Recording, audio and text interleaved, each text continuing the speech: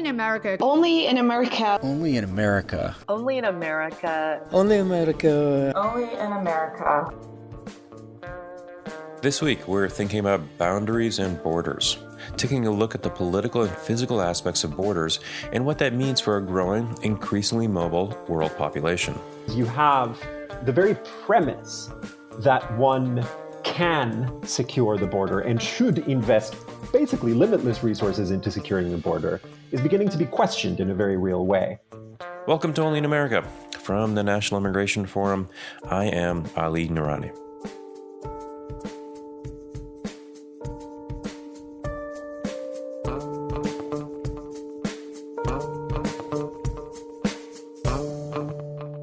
Wars, persecution, and climate change are forcing more people to retreat from their homes and seek refuge elsewhere than any time since World War II. As the number of displaced people across the world increases, some countries are concurrently putting up more barriers for asylum seekers and migrants. But you gotta ask, what is a border? And do borders even make sense as the organizing principle of the world? Emmy Award-winning journalist David Noriega tackles some of these questions in his new digital series, Border to Border. He explored 4 separate borderlands for Vice.com. The Colombia-Venezuela border, the Kenya-Tanzania border, the Ireland-Northern Ireland border, and finally, the US-Mexico border. He found similarities between these border regions, even though they're all quite different. Most borders in the world are the result of some kind of European colonial project. The US-Mexico border is one, and the Kenya-Tanzania border is one as well, even though they've gone in wildly different directions. Colombia-Venezuela is similar. It's also a sort of arbitrarily imposed colonial border. At one point, Colombia and Venezuela were the same country. It's also very informal. People cross it back and forth all the time, irregularly. The two communities are, sort of brethren in a number of ways, but the geopolitical tension between Colombia and Venezuela is massive, right? There's no diplomatic relations between those countries. They're regional rivals. One gets tons of money from the United States to beef up its, military and security forces. The other is the sort of US's major sort of rival in the region, other than Cuba. And so you have this, the Colombia-Venezuela is this interesting combination of like a similarly loose, often de facto open border that is nevertheless the site of intense conflict. And also criminality, right? Because both Colombia and Venezuela are places where the state relates differently to non-state actors. We'll put it that way, right? There's a lot of state corruption and a lot of sort of de facto control by armed groups and things like that. And then Ireland, Ireland is the outlier in this, I think, because Ireland is just, you go there and it's this sort of like pastoral, peaceful place. And it is now, even though, not that long ago, it very much wasn't. And the reason that it is that way, in large part, is because the border is functionally non-existent, right? It's hard to even see. So that place tells you this very interesting story about what it is like. You can see the sort of transition from a very conflicted, violently contested border to one that has basically been eliminated. And you can see the sharp improvement in the sort of quality of life for everyone there, and how terrified everyone is of the very idea that you could be returning to some kind of enforced, line. In addition to the colonial roots David mentioned, more recent history has led to renewed efforts around the world to close and then to externalize borders, in essence, to push them further away. Here's the forum's own Danilo on what started to change around 2013. We see a large increase in refugee flight up from Turkey, up from the Mediterranean, into Italy and Greece, and then into the rest of the EU. And that posed some real challenges and resulted in some of these dynamics that you mentioned. So a lot of countries in the EU who had previously agreed to the Schengen Agreement were looking to close their borders or somehow externalize their borders to Turkey, ensure that asylum seekers who tried to make their way up through Greece or Italy were sent back to Italy and Greece, where they could be processed there. And so we had some of these dynamics where there was this really, impressive open borders structure that was functioning quite well, that was not quite robust to a large increase in migration, a large increase in refugee flight. And so it resulted in some of these, the EU-Turkey deal is something that gets discussed a lot, where Turkey agreed to prevent refugees from fleeing to Greece, or even the Dublin Agreement, which is sort of an asylum protocol within the EU, which resulted in asylum seekers being sort of returned to Greece and Italy, or their first country of asylum, essentially, which is something that we've seen sort of in other places as well. Israel has done that. The US, of course, under the Trump administration and in other means has created some of these similar agreements. And so I think that was, one of those defining moments where the European Union, which had a very, I think, effective and asylum system that was providing, real assistance to people and did effectively during that crisis. I mean, think about how many asylum seekers Germany took in, for example. But we did see some of that closing and externalizing of borders because they just were not robust to a sharp increase in migration. And that externalization impacted our country's approach to the U.S.-Mexico border. The Trump administration seemed to take the lesson that externalizing the border was the only path forward. And I think certainly that there's a very important element to collaborating with Mexico on enforcement and other, countries in Central America.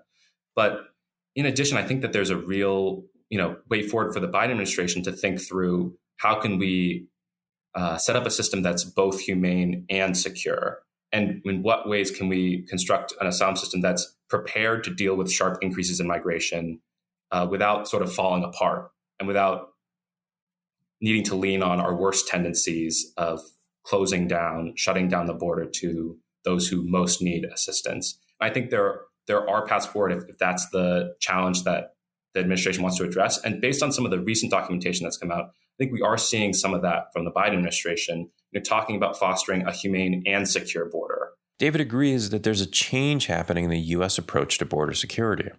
So for a long time, there was a sort of agreed upon consensus within both parties that the border is something that it was not just possible, but advisable to completely secure, and that we could reach this point where everyone could agree, okay, the border is now secure, now we can move on to talking about other things. That is no longer really the case. That consensus is still operative in Washington, I think. It still tends to be the way that people who are in power, most people who are in power, think about these things, but it is beginning to fray at the edges.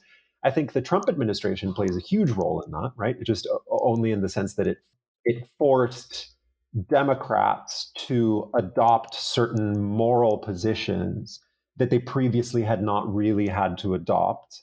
And in fact, the sort of buildup of the border security apparatus is attributable to Democrats as much as it's attributable to Republicans. And I think it's a really open question where that's going to go from here, right? Because there are, the larger question of the sort of different forces pulling at the Democratic Party in different directions is applicable to nearly every, important subject matter. But immigration is one of the most interesting because you have the very premise that one can secure the border and should invest basically limitless resources into securing the border is beginning to be questioned in a very real way. But what about the people living on the border itself? How does that boundary shape the way that locals think about borders in the context of their daily lives? David says it's deeper than you'd actually think. Technically, we were in Tanzania, but right on the border, speaking to a young Maasai, herdsman. I was interviewing him and I was asking him about, I thought that what he was going to tell me is like, I don't particularly care about my Tanzanian identity or Kenyan identity because I am Maasai and this border is arbitrary and these countries were imposed on us by the Germans.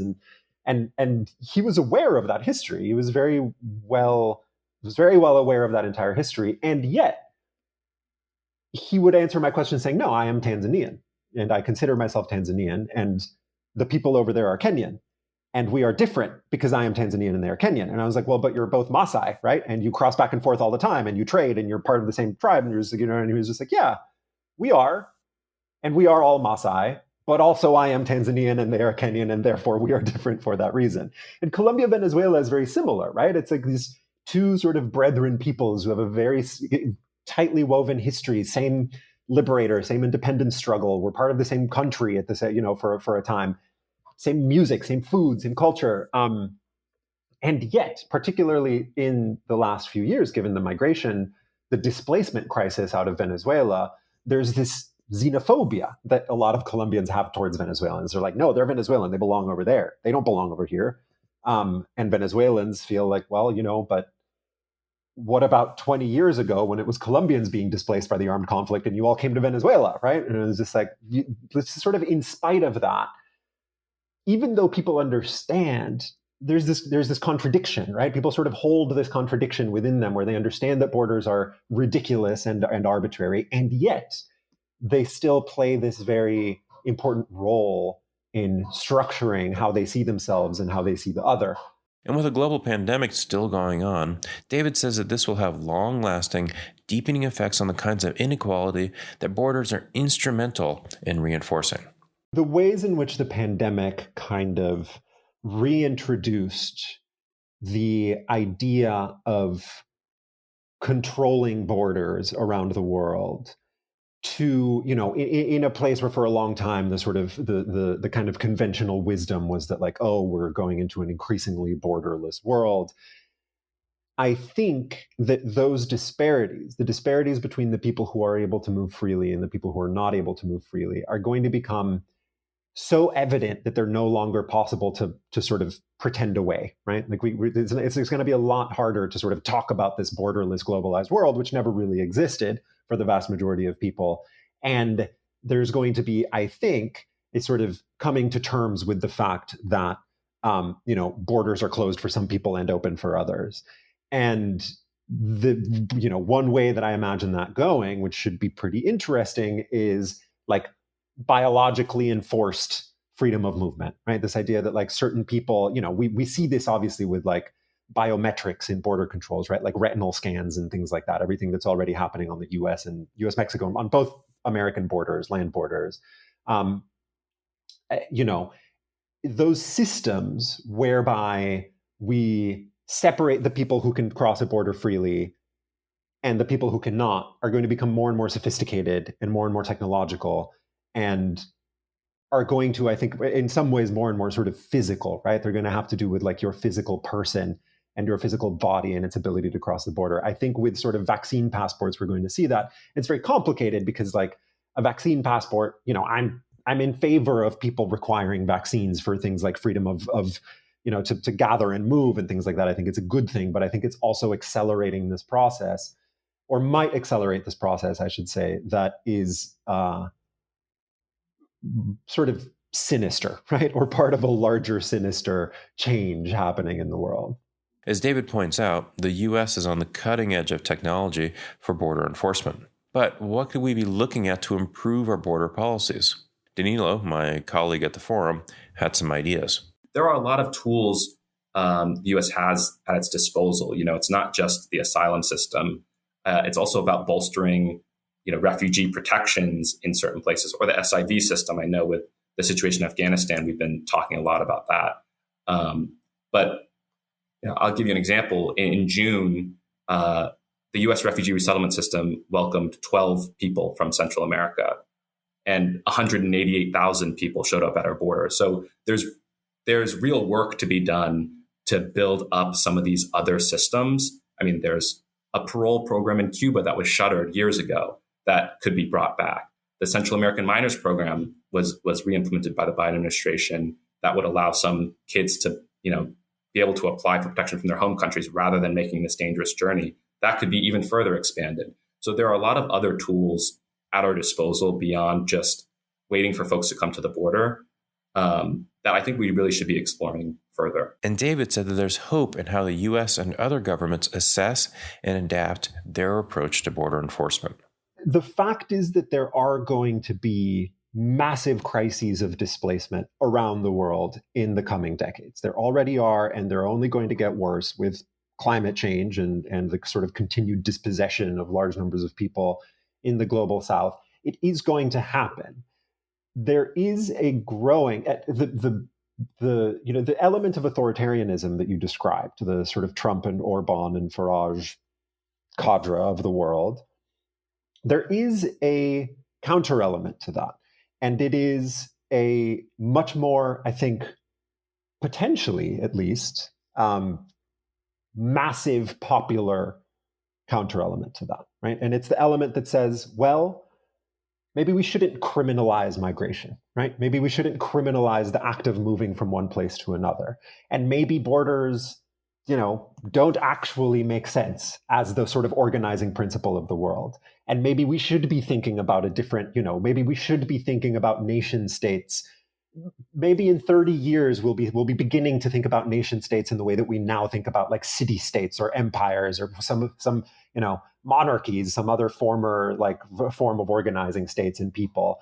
That movement is happening, right? That sort of popular, social, intellectual movement away from assuming that borders are natural and logical is happening.